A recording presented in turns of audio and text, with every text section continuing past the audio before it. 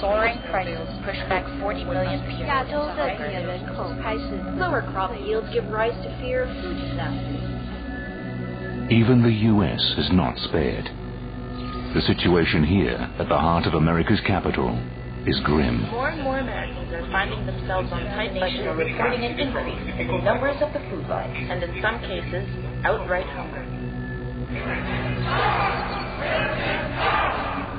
In Asia, people start to gather to protest the price hike. They are angry and starving. Ang Pilipinas, isa sa pinakamalaking importer ng kanin, nagtipon ng mga tao.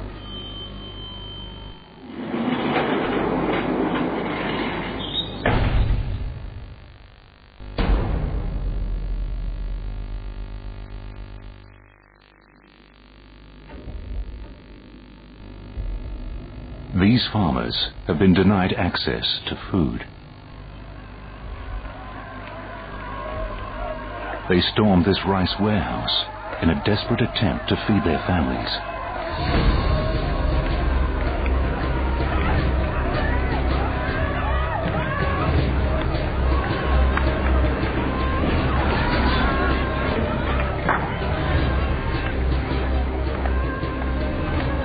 The apocalypse food experts have been warning us about is here. Tens of thousands are dying of starvation each week. Countries are no longer able to grow enough food. Riots are escalating worldwide. The world's food security collapses. Governments are faced with their worst nightmare: to protect their borders from potential food wars and protect their own people from each other.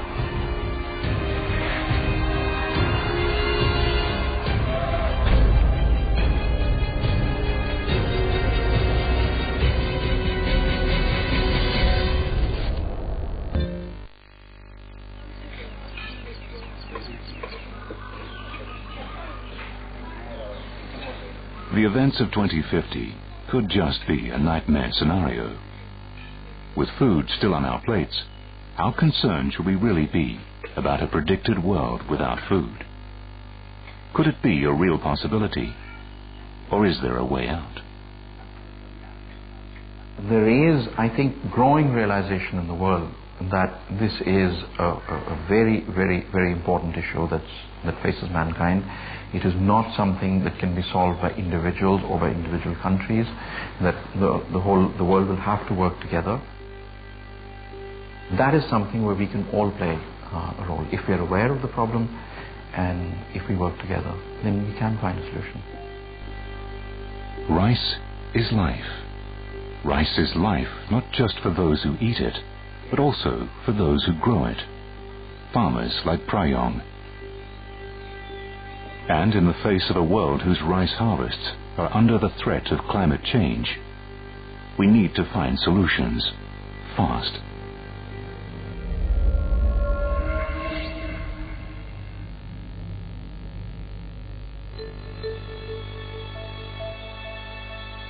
In the Philippines, a team of scientists at the International Rice Research Institute are racing against time to develop new strains of rice that will grow in our ever-changing climate.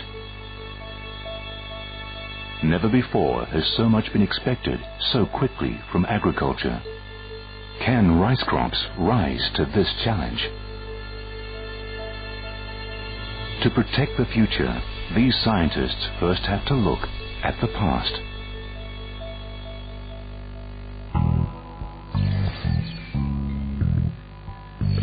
This gene bank could hold the key seed to rice's climate challenges: heat, drought, salinity, and flooding. In this sub-zero freezer, nearly every variety of rice is kept on ice.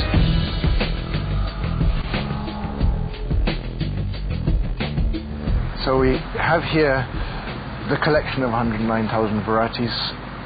The copy of it that we call the active collection, because it's the one that we're using for research on current problems. With 109,000 varieties, we can't keep large quantities. This is all we have of a single variety. Half a kilogram, but when you multiply by 100,000, we've got 50 tons of rice in here.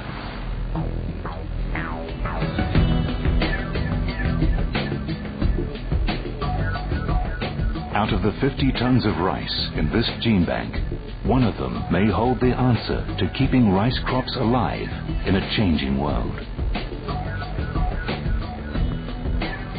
Every time a new problem comes up that we need to address, we've got to think again. How are we going to make the best variety, the best technology, the best farming for this problem?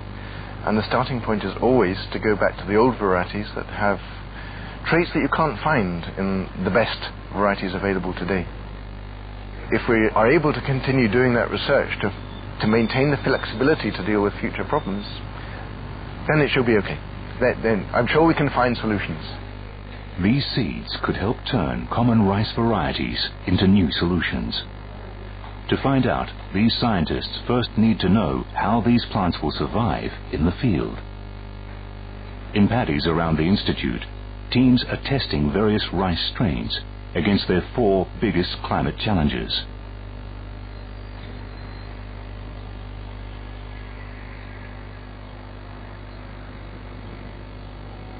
In the future, we could be looking at a hotter atmosphere. Heat has a big impact on how rice grows. Warmer temperatures can make rice plants sterile. The work in this field simulates what the temperature will be like in 40 years.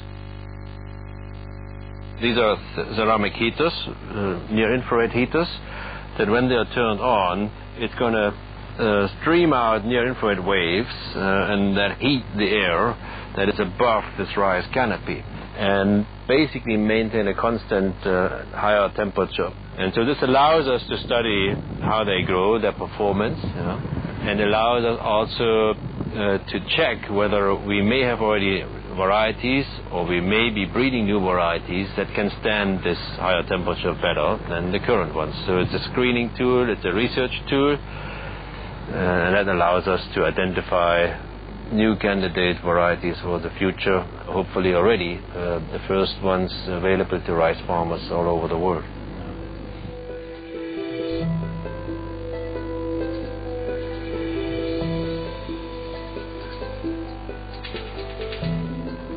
In another paddy, Dr. Siraj is finding key genomes in more drought-resistant rice strains in the hope that a strand can be created to withstand severe droughts in the future.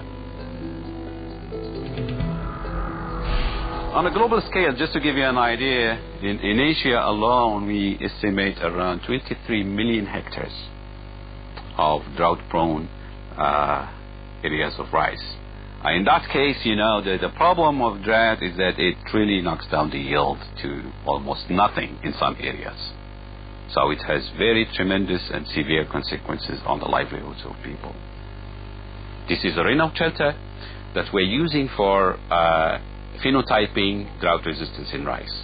This allows us to simulate a drought situation even during a wet season. We measure photosynthesis, we measure roots, we measure plant growth, and basically what it allows us to do is to study in more detail the rice plants and understand what are the components and how to improve those components for drought resistance. We are able to generate GM rice that includes those genes for drought resistance, and then we can test them successfully in confined environments to develop rice resistant to drought for the future. We were able to find major segments in genome that are regulating the drought resistance in rice. And we have a lot of hope that this will enable us to develop adequate technologies for drought resistance in the future.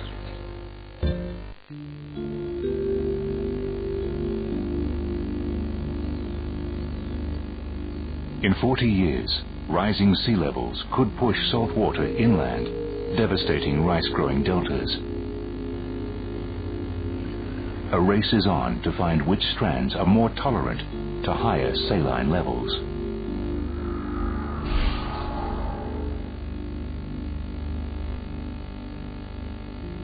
If there is no salinity, the plant will grow like this one.